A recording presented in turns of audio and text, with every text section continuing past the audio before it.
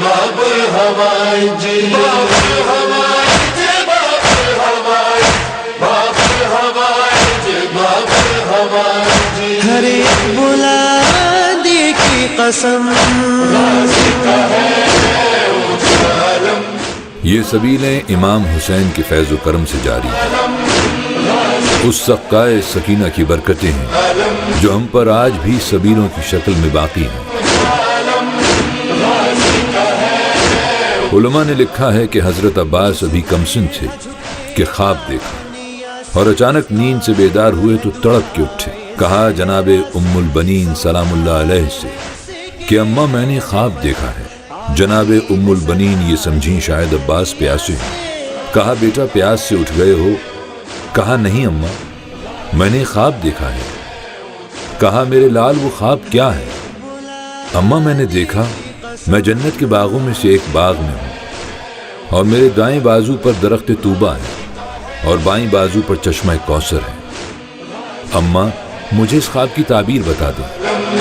مظلوم کے دل کی ایسے میں جناب ام البنین جناب امیر المؤمنین کے پاس تشریف لائیں اور فرمایا مولا اپنے لال کے خواب کی تعبیر بتائیے۔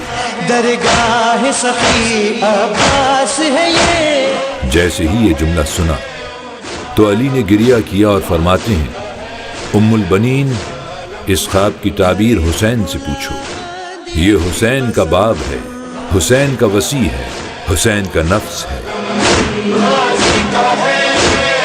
ایسے میں جب آقا کے پاس آئیں تو سوال کیا آقا آپ کے غلام نے خواب دیکھا ہے اس کی تعبیر بتائیے۔ تو ایک مرتبہ رو کے فرمایا اماں جو خواب عباس نے دیکھا ہے اس میں جو درخت طوبہ ہے وہ لشکر اسلام کا پرچم ہے، عباس کا علم ہے، اور وہ جو کوثر ہے وہ مشک سکینہ ہے۔